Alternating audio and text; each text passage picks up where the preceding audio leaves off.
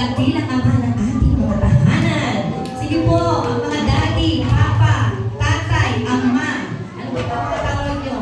Papang, sabi ni Kuya Ronel. Sige po, kayo po tayo.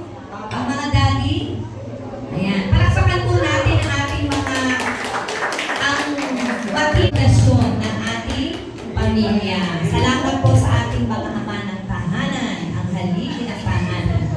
Ang personal ko po, panalangin sa inyo, gaya po nagsuot ng ating mga kabataan kanina, ang ating mga position, Isaiah 40 po.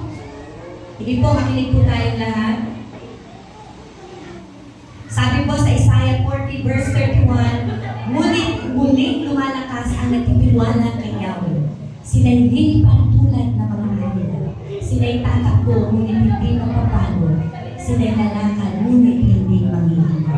Yan po ang panalangin natin sa ating Ama at haligi ng ating tahanan at pamilya. Maraming salamat po sa inyo po ng mensahe ng ating Diyos. Tayo'y sumunod, hindi lang basta nakarinig, kundi ang mahalaga po ay sumunod sa ating Panginoong Jesus. Ito po ang pagpapala na ibibigay sa atin. Pag tayo sumunod, ang sabi po ni Pastora kanina, the more po natin mamahalin ang ating Panginoon. Love the Lord, our God, with all our heart, mind, and strength. Amen po ba? Sige po, dadaan na po tayo sa pagkakaloob. Hindi, yung awit din sa pagkakaloob. Sige, yan na, okay, sige. Ang i-share ko lang po tungkol sa pagkakaloob, kailangan na. Ayan, sabi po sa 2 Corinto 9:6, dali lang po. Tandaan nyo ito, ang nagtatanim ng kaunti ay aanin ng kaunti. Ang nagtatanim naman ng marami ay aanin ng marami. Ang bawat isa'y dapat magbigay ayon sa sarili niyang pasya. Maluwag sa loob at hindi napipilitan lamang, sapagkat iniibig ng Diyos ang kusang nagbibigay ng may kagalakan. Salamat po sa salita ng ating Panginoon. Hindi ko na po ito i-elaborate kasi napakalino na po ng mensahe ng ating Panginoon, di ba? The Lord will bless or He will bless the cheerful giver. Sige po.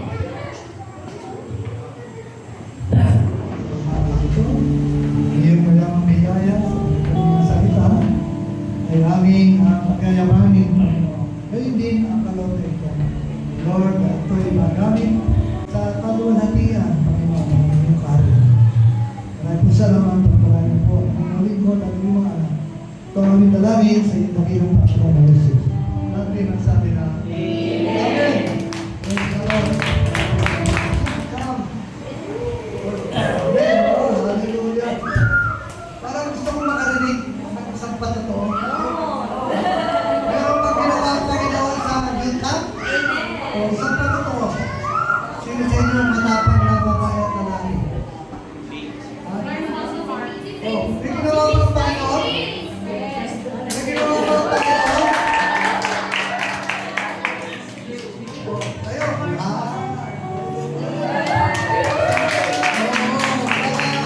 Maluwalhati ang Panginoon sa akin. Ay, po, magandang umaga po sa lahat.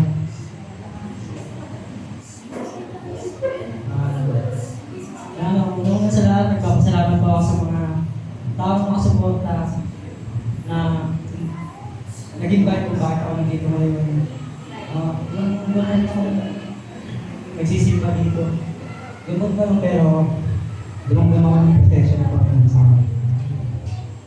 Nagpapasalamat ako sa nag-invite kay Miss Jamie. Kasama sa yung ibang saya meron doon. Maraming activity na naranasan pero yung saya naman po ibang sa lahat. Maraming salamat po. Natutunan po kay Pastor Mike yung kwento niya sa buhay niya. Yung hindi ka makakalipan pag meron kang mabigyan na dinadala. Sa sarili ko po kasi marami po talagang problema. Hindi ko lang sinasabi sa inyo kasi gusto ko sa akin po. Pero lalaban ako para sa sarili ko at para sa Diyos. Maraming salamat. Amen. Praise the Lord! Para sa lahat. Meron ba ginawa ang Panginoon?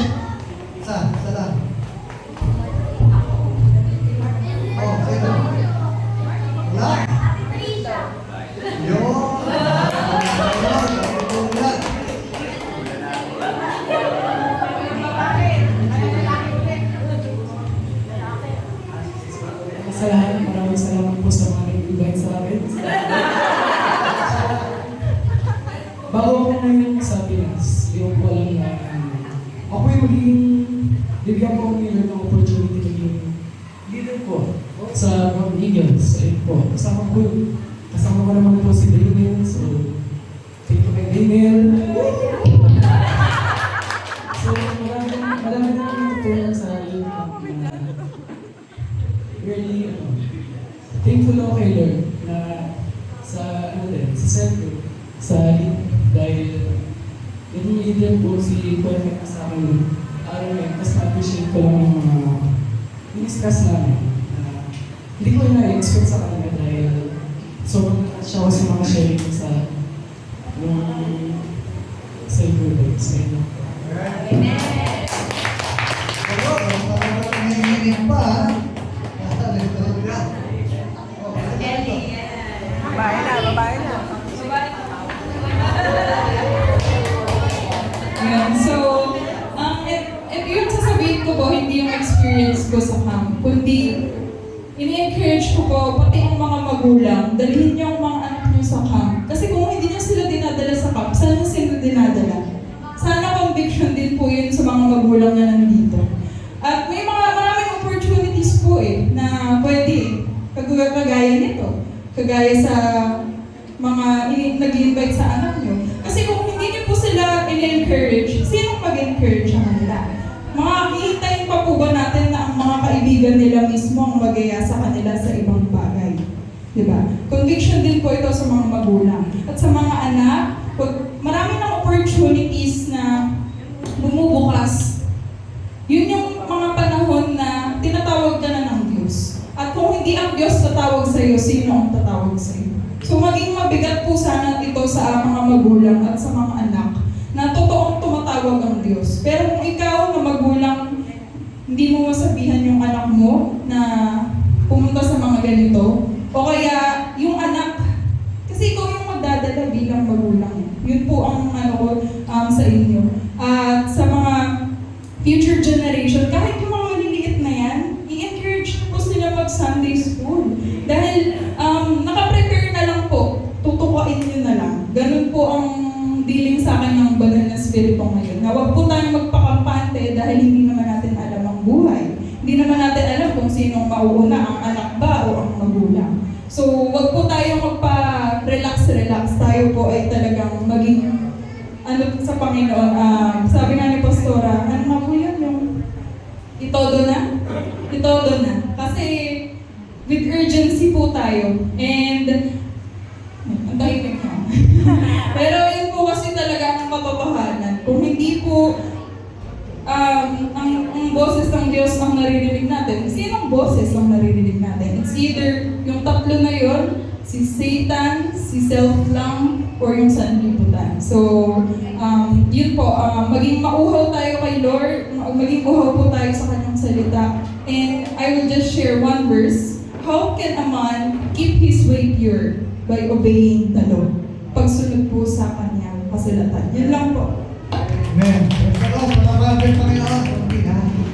Ano mang gawain para sa Lord, whether sa simbahan, sa camp, unang-unang tip na resulta ng ginagawa natin para sa Lord, yung camp, yung church camp, o attendees, pagbabago.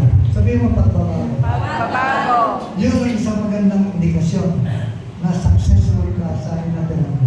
Merong nangyari pagbabago. O unang pihin na pagbabago, pangalawa, ang masidhing pag-ibig sa Diyos. Na-inlove ka sa Panginoon, hindi ka na-inlove sa mga kasama mo. Na-inlove ka sa Panginoon. Ikatlo, resulta, napakaganda, paghayo. Paghayo, ibig sabihin pagbahagi ng natutunan mo sa Panginoon. Amen po ba yun? Amen. Ano yung tatlong P? Pagbabago. Walang mahina. Walang sigla. Ano yung walang P? Pagbabago. Mas naiinganyo ang mga kabataan, ang magulang, pag nakita yung isang bata o may edad na nakapatin ng ganong gawain. Pag-uwi, nakita yung pagbabago. Pangalawa, makikita yung silhi ng pag-ibig sa Diyos. Pangatlo, nagkaroon ka ng burden, paghayo, pamalita ang mabuting buhay. Amen po kayo? Amen. Tayo po tayo lahat. Hallelujah. Happy Father's Day po lahat. Kasama po yung aking sarili. Kanina po kasi hindi ako makamalaw. Sa dami ng pagbati sa akin, mayroong message, may tawag. Kaya hindi ako makapag-business. Sabi ko, teka, meron kong gawain. Meron pati sa local, may pati sa foreign. So, pinabati ko ba sa happy Father's Day sa sa oras na ito, maraming salamat sa aming narinig. Lord, ay kayo magsisilbi na hindi lamang na dagdag kaalaman, kundi babala. Panginoon, sa aming mga buhay, una sa lahat, ang aming buhay sa iyo, O Diyos. Maraming salamat, Panginoon, sa reminders na ito. Na ito'y aming maging kasama sa pang-araw-araw ng aming mga buhay. Maraming salamat, O Diyos, sa mga ginagawa mo sa amin. Kaya sa umagang ito, tinatanghal ka namin sa amin, sa aming kalagitnaan. Basbasan mo nawa ang bawat isa ang iyong liwanag, kapayapaan at ang iyong buhay, masaksihan ng bawat isa. Itong aking dalangin, pagpalain kayo nawa ng ating Diyos Ama, Diyos Anak at Diyos Espiritu Santo. Lahat po yung sabi ng Amen. Praise the Lord. God bless you.